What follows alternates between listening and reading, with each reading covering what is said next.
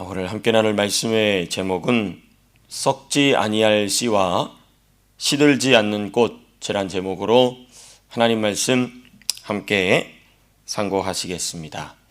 우리가 베드로 전서 후서를 이렇게 묵상하다 보면, 또 제가 이렇게 설교를 준비하다 보면 이 내용은 참 깊다, 이렇게 우리가 보게 되고 깨닫게 됩니다. 그래서 오늘도 우리가 이 풍성한 베드로 전서의 말씀 아주 자세하게 살펴보기는 어렵겠지만 우리가 핵심 주제를 가지고 또 우리가 말씀을 함께 살펴보시겠습니다. 오늘 설교 제목을 말씀드린 바와 같이 썩지 아니할 씨와 시들지 않는 꽃이 있는데, 무엇이 썩지 아니할 씨인지 그리고 무엇이 시들지 않는 꽃인지 우리가 하나씩 살펴보시겠습니다.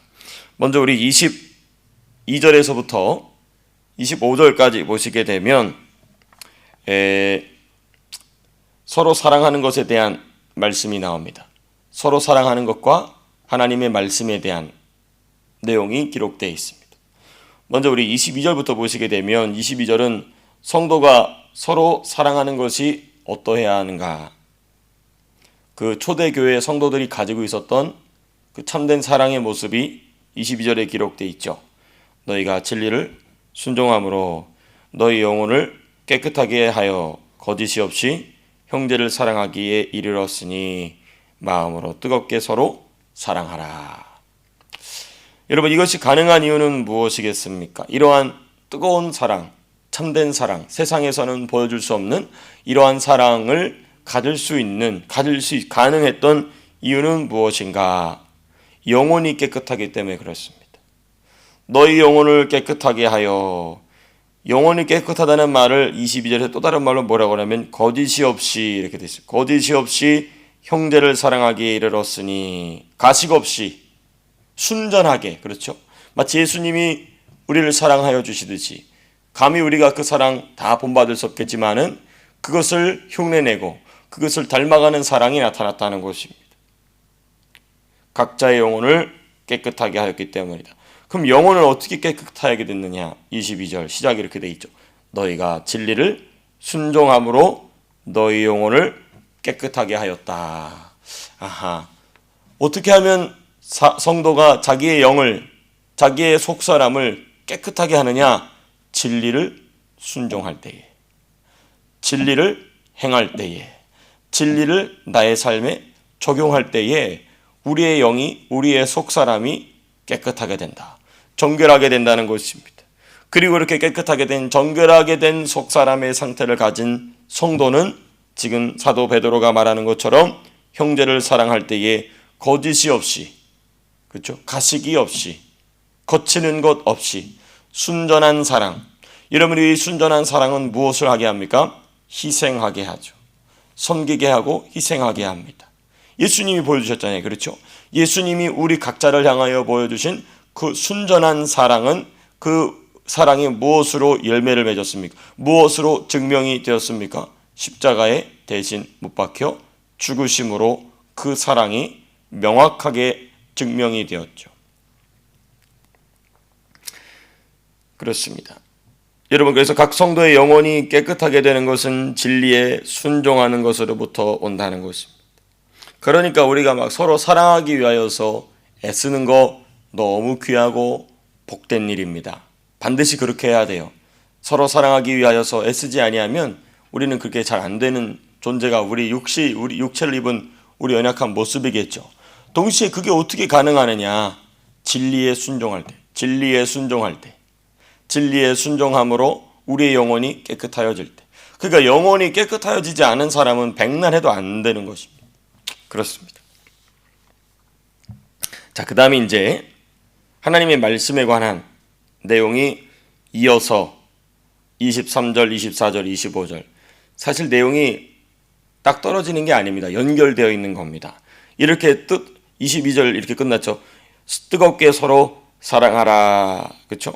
이렇게 뜨겁게 서로 사랑할 수 있는 것은 거듭난 것 때문이다. 이제 23절부터 3절 이렇게 내용이 시작이 되는 것인데, 이 23절에서부터 25절까지는 제가 여러분들에게 말씀드린 이 제목과 연결되어 있는 내용이 나옵니다. 썩지 아니할 씨앗과 시들지 않는 꽃.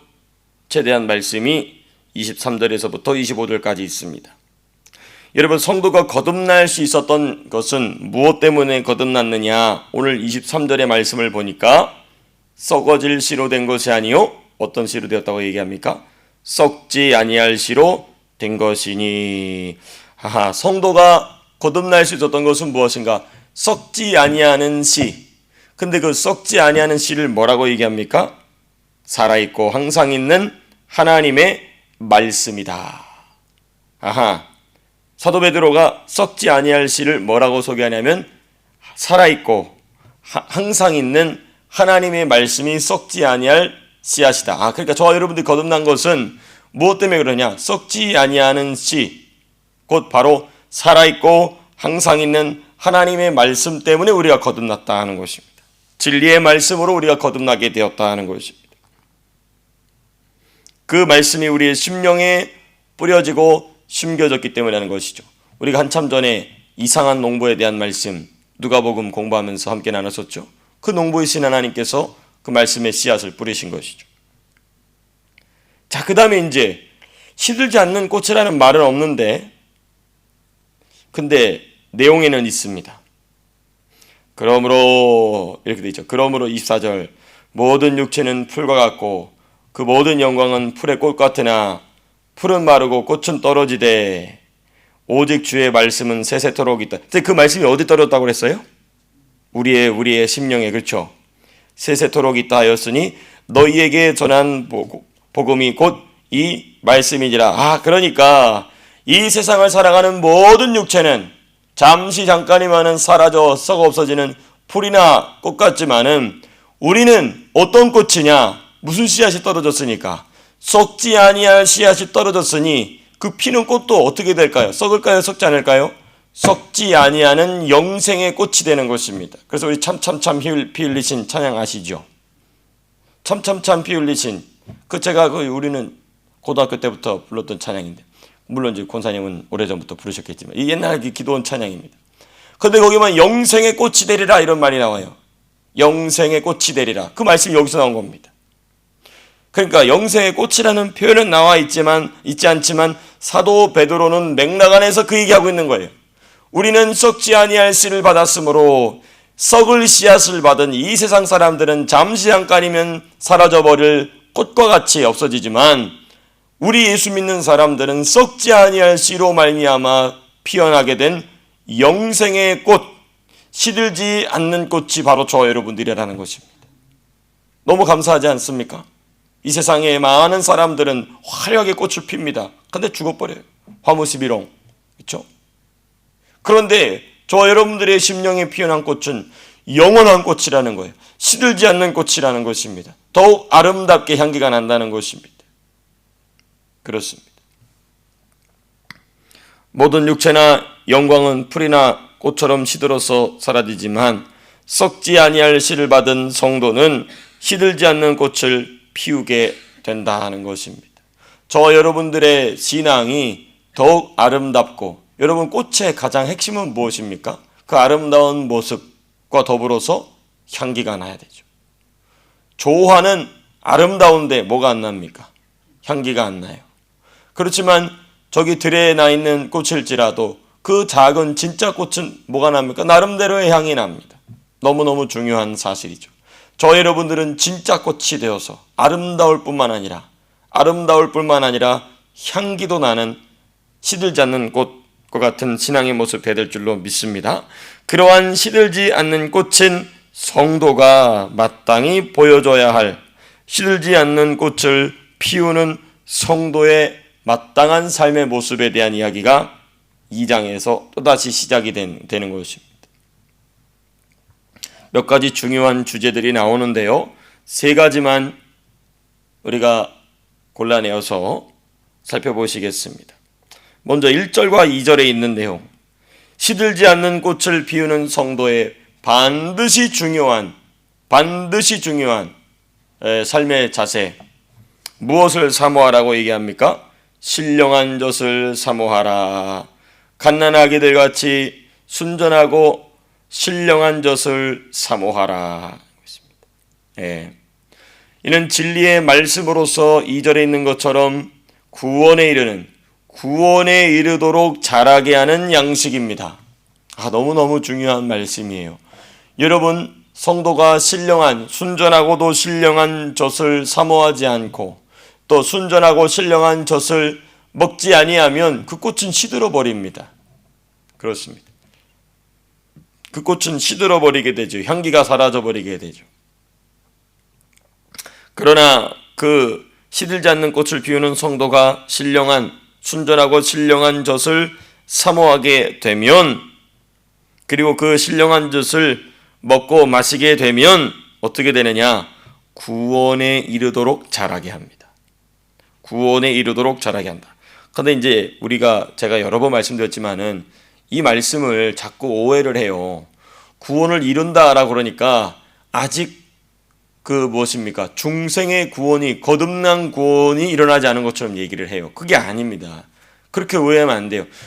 구원을 받았느니라는 분명히 중생의 구원입니다. 그렇죠? 이건 우리의 힘으로 되는 게 아니에요. 전적인 하나님의 은혜로, 오직 믿음으로, 오직 예수, 오직 성령으로만 되는 거예요. 그리고 사도들이 반복해서 얘기는 구원을 이루어 가라. 그렇죠? 왜냐하면 지금 우리 1장 마지막에서도 너희 영혼을 깨끗하게 하여 거짓없이 형제를 사랑하기에 이르렀으니, 얘기는 뭐예요? 구원이 이루어진 사람만 가능해요. 아직 안 된 사람은 이걸 알아지지도 못해요. 당연히 구원이 이루어진 상태를 얘기하는 것입니다. 그렇죠? 구원을 받지 못한 사람은 알아듣지도 못하죠. 이런 얘기를 베드로가 이런 편지를 쓰지도 않았겠죠. 그렇죠?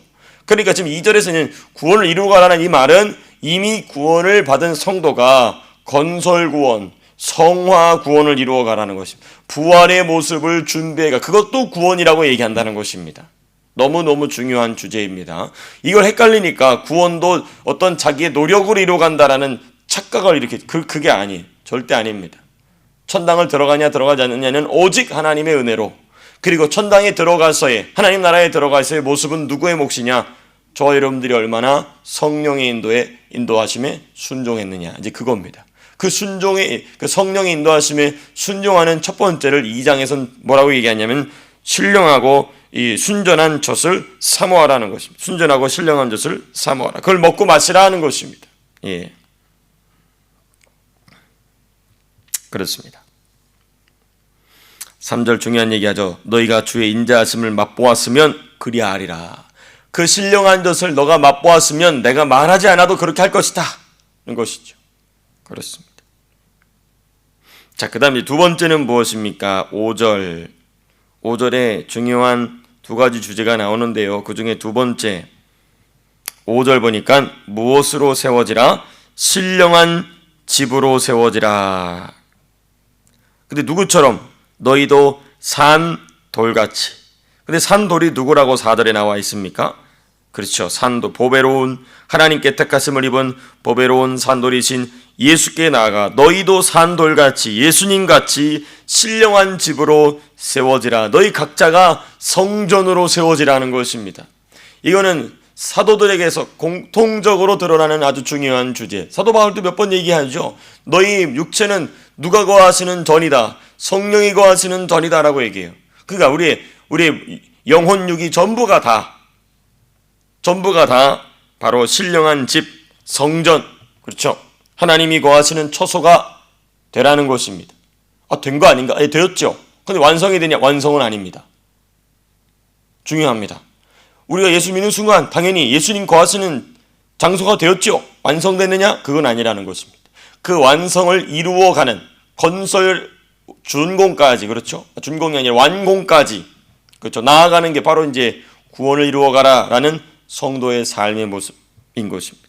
그러니까 우리 지금 계속 무엇을 보게 됩니까? 사도들 계속 반복합니다. 사도 베드로 계속 반복하고 있습니다. 구원을 받았느냐? 그럼 구원을 이루어가는 일을 시작하라는 것입니다. 그렇습니다.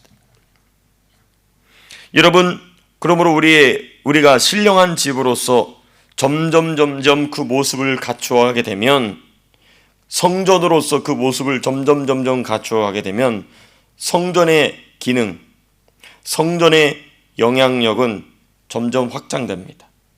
우리 사랑하는 성도님들께서 그렇게 되시기를 축복합니다.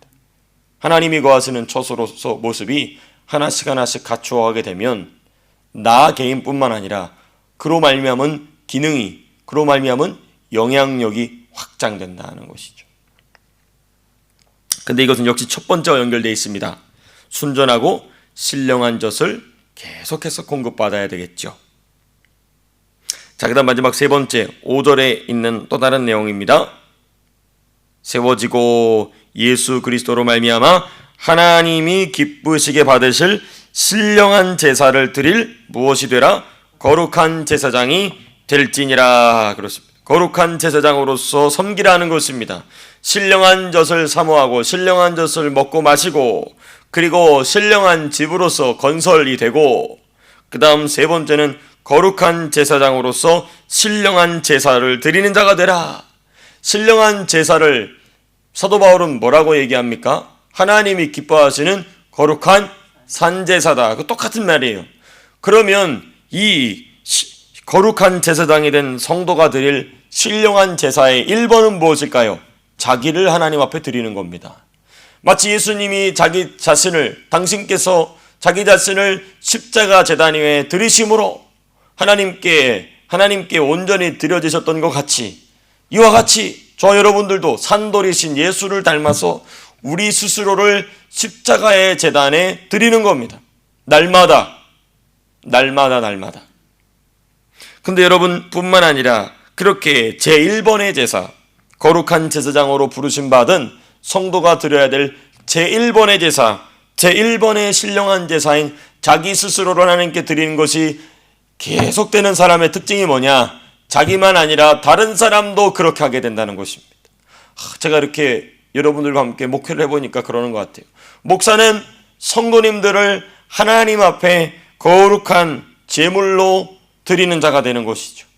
성도님들의 삶에 관여하면서 성도님들 위해 기도하면서 성도님들에게 진리의 말씀을 함께 나누고 선포하면서 성도님들 스스로가 하나님께 드려지는 거룩한 산제물이 되게 한다는 것입니다. 근데 목사만 그렇습니까? 천만의 말씀이죠. 우리 성도님들도 그러한 삶을 살아가는 것입니다. 제일 먼저는 나 스스로를 하나님께 구별해 드릴 뿐만 아니라 또 다른 누군가 가까운 내 자녀부터 내 가족부터 또 내 지인으로부터 그러한 선한 영향력이 확장되는 거룩한 제사장의 삶을 살게 되시기를 축복합니다. 그렇습니다. 그게 이제 우리가 너무나 잘 아는 말씀 9절의 말씀이죠. 우리 9절 말씀 같이 함께 읽어보시겠습니다.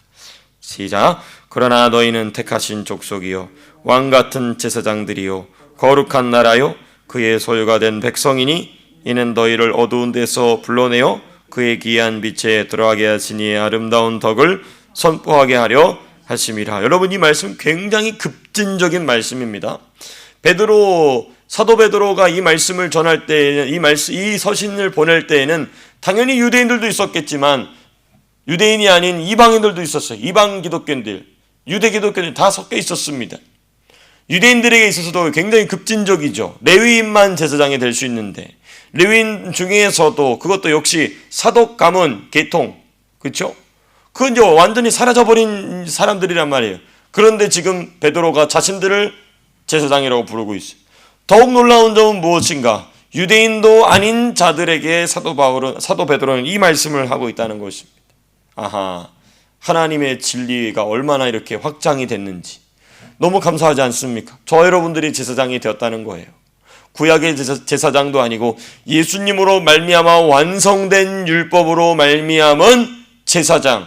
그러니까 이것은 구약의 제사장 직분보다 더 영광스러운 것입니다. 더 영광스럽고 더 편리하죠. 막 가서 막 재물을 막 직접 죽일 필요 없잖아요. 그렇죠? 그렇습니다. 너무나 감사한 일이 아닐 수 없죠.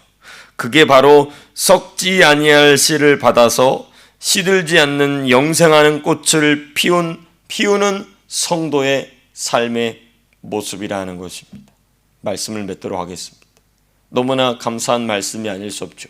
썩지 아니할 씨앗이 우리의 심령에 뿌려지고 심겨진 것도 감사한데 그 씨앗으로 말미암아 우리 자체가, 우리 인생 자체가 시들지 않는 영생하는 아름다운 향기를 뿜어내는 꽃이 되었다는 것, 얼마나 감사한 일이 아닌지 알 수 없습니다.